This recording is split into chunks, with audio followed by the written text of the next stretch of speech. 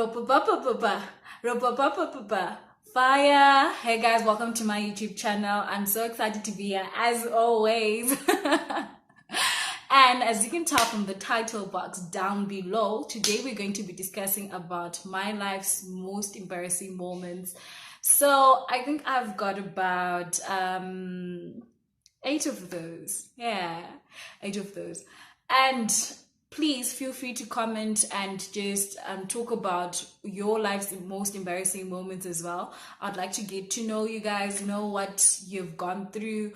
Maybe we actually share some of the similar things. So let's get down into it. Okay, so number 1, learning how to eat using fork and knife. Okay, so I was in grade 7, and at our house we didn't use fork and knife. I mean, for meals, we would usually just eat using the fork when it's rice or pasta or any of those things. We didn't use a fork for the pap, for the salsa. So we happened to go to the grade 7 camp. So whilst we're at camp and it was now time for dinner, I took the fork, I took the knife. Homegirl wanted to try what she was not used to because everyone else was doing it. So I put the fork in my right, I put the knife in my left. You know how that doesn't work out. It just doesn't. It can't. So people started looking at me, then they were laughing, and I was wondering, okay, so what's going on? What did I do wrong? And then we were seated in, the way we were seated is almost like when you're in hostel and those dining halls. So you've got benches in a certain order. So there was just a bench which was in front of us and another bench which was in front of that bench. So this girl was seated 2 benches away from where I was seated, came all the way from there. She took the fork, she put it in my left, she put the knife and put it in my right. And then she held my hands and then she taught me how to use the fork and knife. So I was embarrassed because everyone else had laughed at me by then. And then even though I learned how to use fork and knife, the girl had to walk 2 benches away, had to walk from 2 benches to just come and teach me how to use a fork and knife. Okay, so the second one, my friend told my crush how I felt about him and laughed in front of me. So let's just call my friend T. I had a friend called T and I had a crush on F. So I told my friend T, you know how girls are. I was like, my guy. Okay, this my friend T is actually a guy. So I told him I really like this guy. Like, he's got the smile. He's he's amazing. And then what did my friend do? We were seated in front of the tack shop. So at our screen, just in front of the tack shop, there were like little benches to hang around. So that is where we were. And my crush happened to be there. What did my friend decide to do? Does he not tell my crush that I liked him? So he's like, yeah, hey, if I have something to tell you, well, yeah, she likes you. And this guy looked at me. Does he not laugh? Guys, he laughed in my face. No, it's not funny. Is it funny? No, it's not. Yep, my crush laughed at me. Number 3, the clap of shame. So, homegirl was a whole swimming captain in upper 6, that should be grade 12. And to be honest, I was made swimming captain because I think I was made a swimming captain because I was a prefect. I could not describe myself as a very good swimmer. I was an average swimmer. Like, I could do all the strokes, but then even though I could do all the strokes, I was not like very good at all of them. My best strokes still remained crow, and I used to love butterfly, but I was still kind of slow. Yeah. So when they made me swimming captain, I was pretty shocked. I was like, what, me? Oh my God. So homegirl was a whole prefect and a whole swimming captain. So we had galas each and every weekend. And on this particular weekend, our gala was at the Ellis Brown swimming pool. And for those who don't know Ellis Brown swimming pool, this is just like the ish. It's so big, it's so long, like the lengths are so long, and it was bigger than our swimming pool. So it was twice as big as the swimming pool that we had at Eaglesville. Homegirl was told that she was going to swim. What was I gonna swim? I think I was supposed to swim butterfly and crow. So the whistle blows. We dive into the swimming pool. So I'm there, I'm swimming. I'm there, I'm swimming. By the time I'm at the half of the pool, everyone else is at the end of the pool. So what used to happen is, like, when you're swimming and you happen to be the last one, people would clap for you like this.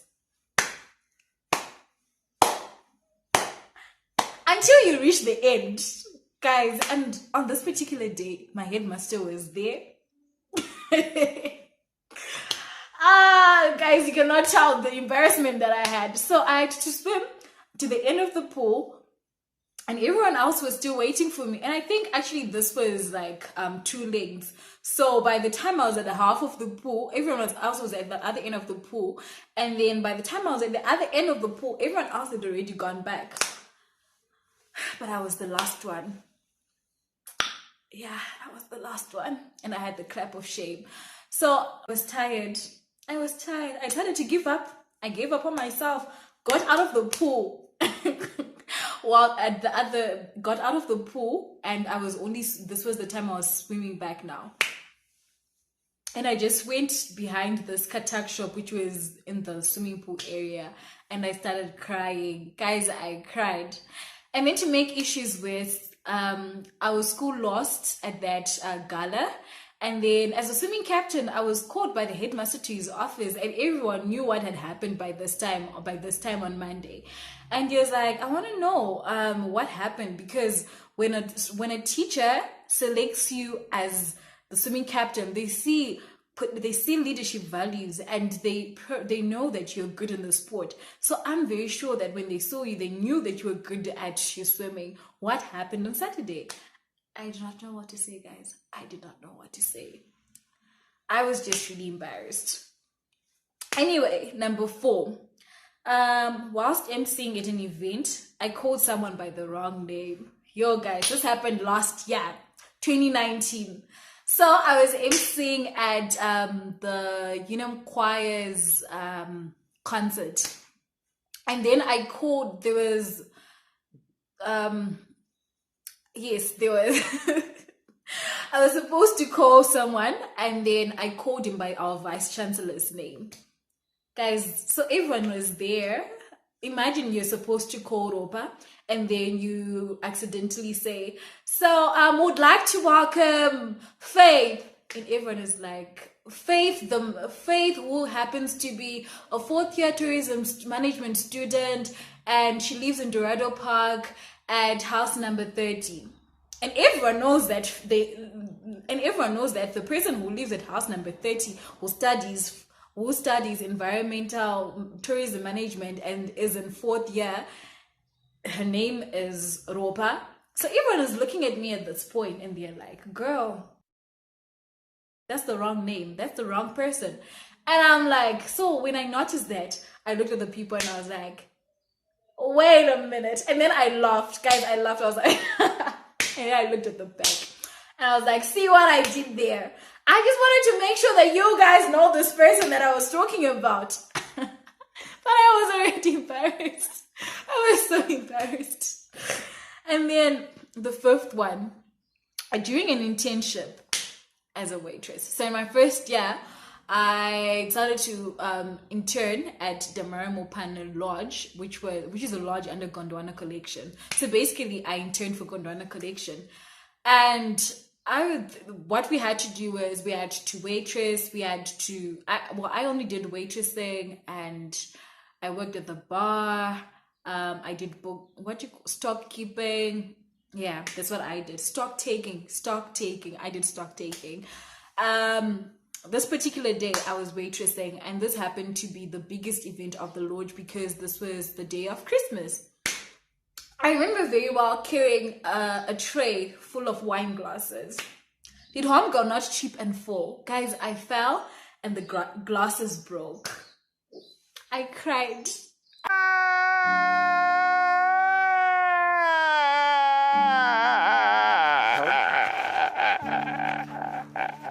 Like, why did I do this?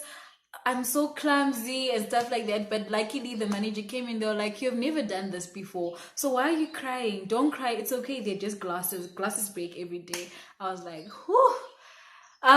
So if by any chance my manager or the woman who managed me is still seeing this, Steffi, thank you so much. That made me feel so much better. And guys, if anyone does happen to make a mistake, mistakes happen all the time. Please don't make a person feel bad about it, because I'm sure they're already feeling so bad about it anyway. And then number 6, this one is deep. So I spilled my pants on campus, and a guy told me this. So this happened, it was in my first year. This has to be 2017. I was walking around on campus, and those who know me, when I was in my first year, I did not talk to anyone. Like, it was from home to school, from school to home. That was my lifestyle. And I did not talk to anyone. I was just like, I came all this way to Namibia so that I could find new friends. I'm not going to talk to Zimbabwean people. No. I'm not going to do that. I want to learn new cultures, new languages. Why do I have to talk to Zimbabwean people? Homegirl was on campus, walking, feeling herself. I was wearing jeans. And it was that time of the month. I spilled myself, guys, and I did not know. So I was walking around the campus, feeling free and, funky. And then this guy came up to me. I think he was Zimbabwean, if I'm still correct. I think he was Zimbabwean. So he comes up to me and he says, "Hi, you spoiled your pants." I'm like, "Really?" He's like, "Yeah." I was like, "Oh, thank you." I was so embarrassed, guys. You know when your voice just drops and you're like, yeah. The way I rushed from campus that day. Now, where I stayed was like probably 15 minutes away from campus. I swear to you, I probably got there in less than 15 minutes, probably 10 or less. I ran for my life. I do not want anyone to see me like that. And then number 7, visiting my ex gone wrong. This happened last year. If you happen to be my ex and you're watching this, I'm sorry I had to disclose this. But anyway, this was like really one of my most embarrassing moments. I decided to go and see my ex. For what reason? I do not know. Anyway, so I decided to go and visit my ex, and he stays just near campus. So it's like a walking distance, like 3 minutes from the campus gate to his house. That's where he stays.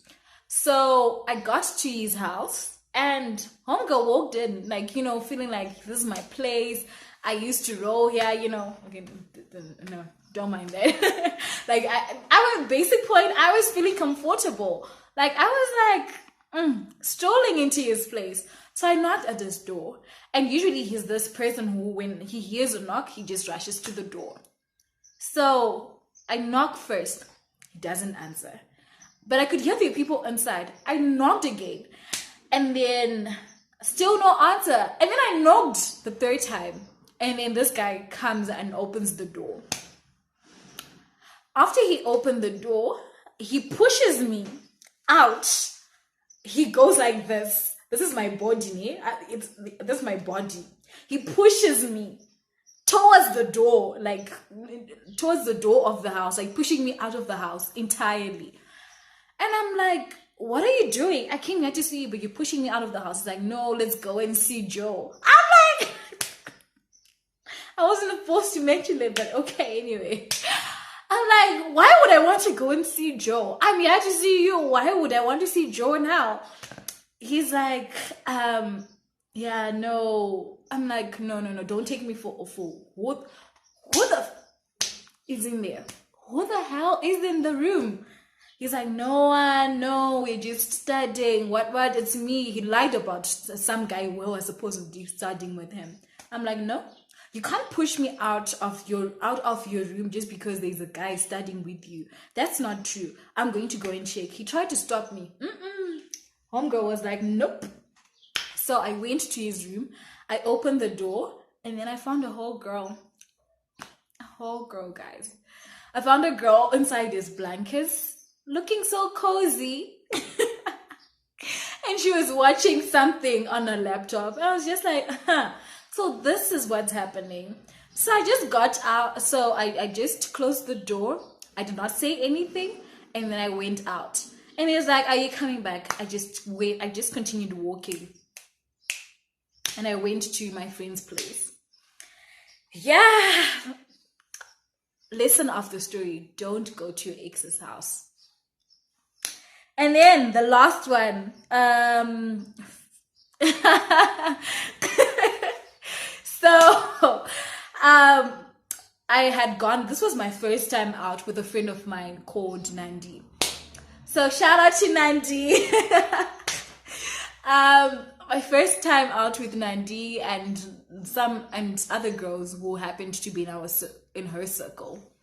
And so we are there doing the things that people do when they go out.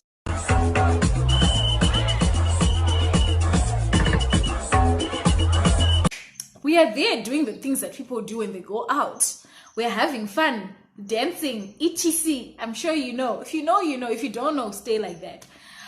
And yeah, I was dancing, and then there was a hubly by the stand, the hubly which we were all using. My friends and I. Did I not break the hubly? It fell. It fell as we were dancing. You know when everyone stops, everyone else is dancing, and everyone stops, they look at you like, girl, who does these things? Who does these things? So at this point, my friends are just feeling like, ha, ropa, sha, ropa, ha, no. Guys, to be honest, I was lit that day. I was so lit. I broke a whole hubby.